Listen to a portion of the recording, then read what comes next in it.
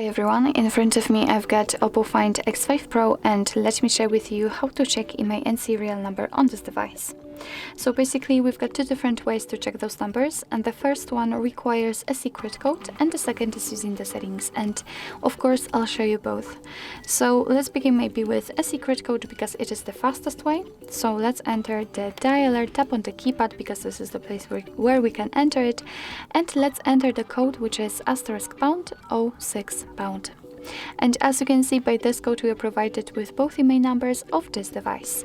So let me tap on OK, and let me show you another way to check those numbers. As I said, it will be quite useful if for some reason the secret code won't work, and this is the first reason.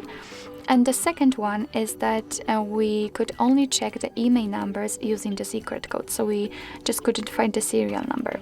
And in the settings it will be available. So let's enter the settings. As I said, here we have to scroll down to the very bottom to find about device, and now let's scroll down to find the status. And as you can see right here, we've got both IMEI numbers for both SIM slots, and if you'd like to check the serial number you have to scroll down a little bit and it will appear right here. So actually this is it. This is how to check IMEI and serial number using two different ways in your